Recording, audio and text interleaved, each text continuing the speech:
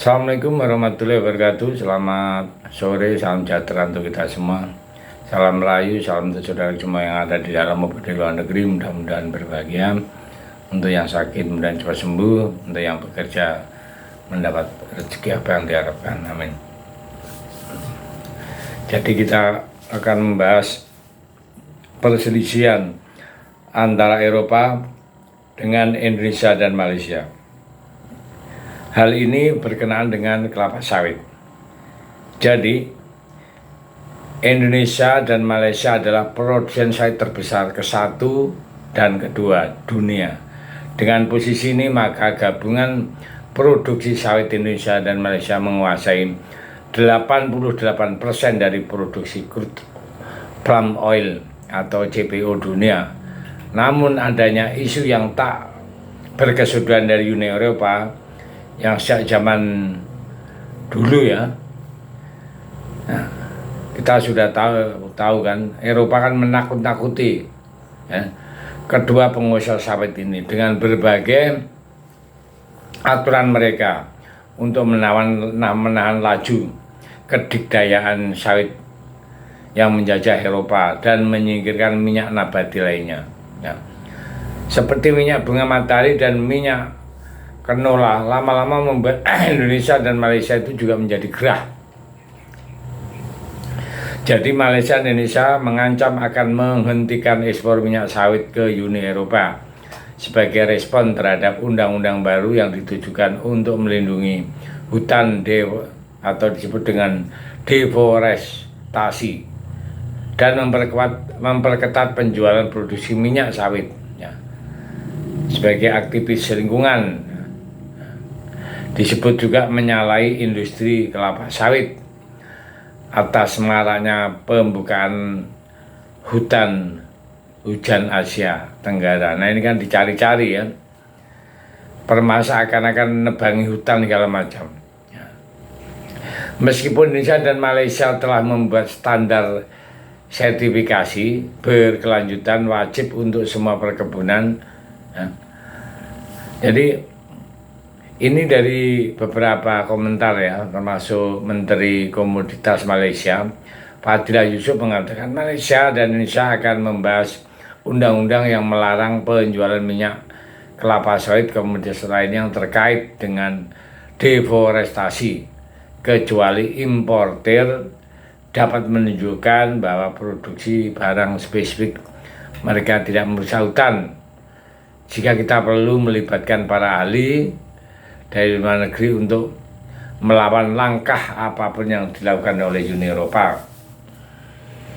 Kita harus melakukannya, begitu ujar Fadillah Yusuf, seperti dikutip pada Kamis 12 Januari tahun 2023 yang lalu ya. Atas pilihannya atau kita hanya menghentikan ekspor ke Eropa, hanya fokus pada negara lain ya, jika mereka Uni Eropa mempersulit kita untuk mengekspor ke negara mereka. Begitulah Fadillah Yusuf juga menjabat sebagai Wakil Perdana Menteri Malaysia. Desa anggota Dewan negara penghasil minyak sawit untuk bekerja sama menentang undang-undang baru tersebut dan memerangi tuduhan tak berdasar yang dibuat oleh Uni Eropa dan Amerika Serikat tentang berkelanjutannya minyak sawit. Jadi ini kan Eropa berkolaborasi dengan Amerika mengeroyok Indonesia dan Malaysia. Dan berita dari CNN Indonesia yang meminta tanggapan tentang isu ini kepada Dirjen Perdagangan Luar Negeri, Kementerian Perdagangan Budi Santoso dan Direktur Ekspor Pertanian dan Kehutanan itu Farid Amil yang istilahnya yang beri kompeten untuk Indonesia dan Malaysia. Sebelumnya juga menuduh Eropa secara tidak adil menargetkan minyak sawit itu dari Indonesia dipersulit ya. Dan Presiden Jokowi dan Perdana Menteri Malaysia Anwar Ibrahim minggu ini juga sepakat untuk memerangi diskriminasi terhadap kelapa sawit dan memperkuat kerjasama melalui CPOC. Indonesia dan Malaysia telah meluncurkan kasus pisah dengan WTO yang mengatakan bahwa langkah bahan bakar diskriminatif dan merupakan hambatan dalam perdagangan internasional.